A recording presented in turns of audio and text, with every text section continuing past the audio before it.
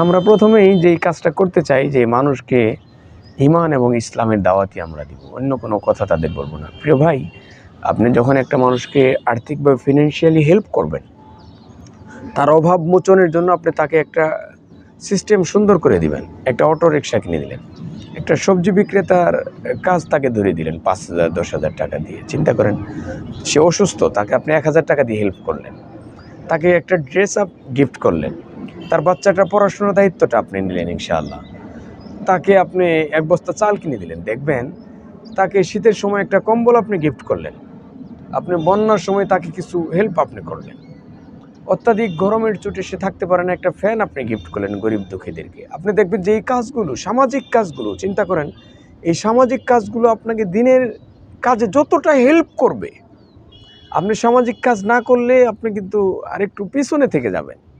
কেননা যে আপনি তো প্রথমেই ইমানদার, এখানে কোনো সন্দেহ নেই। আপনি তো ইমানের সহিতই ভালো কাজগুলো আপনি করবেন। আর বেঈমান যে তার তো ভালো কাজ আর মন্দ কাজের সাথে কোনো তার জন্য লাভ লস এর কি আছে বলেন? যে বেঈমান তার জন্য তো আর ভালো কাজ আর মন্দ কাজের মধ্যে কোনো তফাৎ থাকলো না। আপনি ইমানদার, আপনাকে ভালো কাজগুলো করতে হবে। আর ভালো কাজগুলো করার সিস্টেম হলো, মানুষকে আপনি সামাজিক কাজ যত বেশি করবেন, আপনি সোশ্যাল একটা কানেক্টিভিটি, সামাজিক একটা কানেক্টিভিটি, সামাজিক একটা সম্পর্ক সুদৃঢ় হবে। এটা এর দ্বারা যেই কাজটা আপনি সহজে করতে পারবেন। যদি সামাজিক কাজ আপনি না করেন, তাহলে কিন্তু আপনি একটু একটু দূরে থাকতে হবে আপনাকে। এই জন্য আমাদের যেটা উচিত যে আমরা সামাজিক কাজের দিকে বেশি নজর দিব ইনশাআল্লাহ। সামাজিক কাজ আপনি যত করবেন, ইসলামের দাওয়াত দেওয়া আপনার জন্য ততটা সহজ হয়ে যাবে ইনশাআল্লাহ। সুবহানাল্লাহ।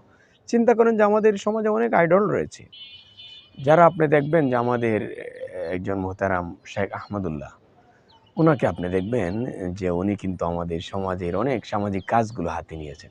দেখবেন যে উনি যেই মেসেজটা খুব শর্টলি, খুব তাড়াতাড়ি পৌঁছে দিতে পারতেছে, এটা আমরা যারা সামাজিক কাজের সাথে জড়িত নই, তাদের কিন্তু অনেক বেগ পোহাতে হচ্ছে। এজন্য আমাদেরকে এটা নিয়ে অ্যানালাইসিস করা উচিত, গবেষণা করা উচিত যে ইহুদি খ্রিস্টানদের মিশনারিগুলো আমাদের এই প্রিয় মাতৃভূমিতে কীভাবে তারা চলতেছে। চিন্তা করেন যে 90% উপরে মুসলিম রাষ্ট্রে, মুসলমান সমাজে কিন্তু তারা তাদের এটা অভিযান, তারা তাদের মিশনারি কাজগুলো কিন্তু ঠিকই চালাচ্ছে। এটা কে লুফে নিচ্ছে বলেন? আমাদের মুসলমানরা লুফে নিচ্ছে। কেন নিচ্ছে? মুসলমানরা তাদের থেকে সামাজিক কাজগুলো পাচ্ছে।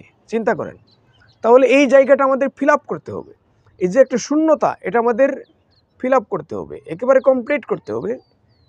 যেমন মুসলিম কমিউনিটি, অমুসলিম কমিউনিটি, তারা যেন ইনশাল্লাহ আমাদের ভালো আচার আচরণ, আমাদের ভালো কাজ, আমাদের সামাজিক কাজগুলো দেখেও যেন তারা ইনশাল্লাহ একটা ভালোবাসা তৈরি হোক।